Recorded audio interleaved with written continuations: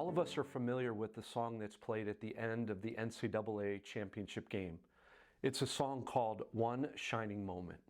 And for 350 NCAA Division I teams, that's the end of that season. But for one team, it's the apex. It's everything. Let's face it, as we head to the month of March, the concept of finding peace in March Madness is an incredibly difficult idea. You think about all the difficulties and all the challenges that you face. Where do you take those pressures? Where do you take those difficulties? Where do you take the weight of a team and all of the things that come along with that? March Madness certainly exemplifies that. And yet, through the craziness of March Madness, we know that there is a who that answers the question why. And in this short time that we have together, I want to suggest that there might be 5 ways for you to look for peace in March Madness this year.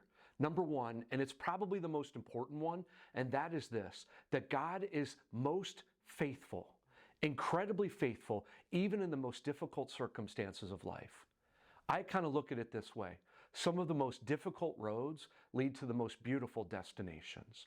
I remember being a high school coach at 24 years of age in the state of Pennsylvania, a big high school. And I remember the first championship we lost. I woke up the next day and I was dead to the world. I just remember thinking to myself, I never want to experience this again. And my relationship with Christ became the primary focus, not just in the good times, but in allowing those circumstances where it feels like peace is elusive to be able to grab and hold on to and actually carry through those difficult circumstances. So please remember this. God is faithful even in the most difficult of circumstances. The second one is to let the wins and losses of your team remind you of the paradox of life. We get so caught up in what's happening and the difficulties and the wins and losses become so consuming that we really forget the very essence and the value of what God wants for us. And listen, I'll be the first to tell you, I'm competitive. I want to win. I always want to win.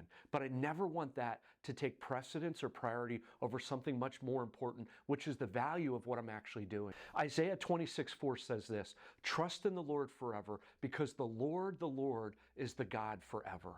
It actually says the Lord twice because there's an intensity to putting our trust in something that's much bigger than just the wins and the losses. You think about some great athletes, Tom Brady, Aaron Rodgers, even coaches that have won national championships, and they're holding the trophy and they're looking back and they're thinking to themselves, if only there was more. I thought there would be more. And that's because when we put all of our eggs in winning, it doesn't bring peace.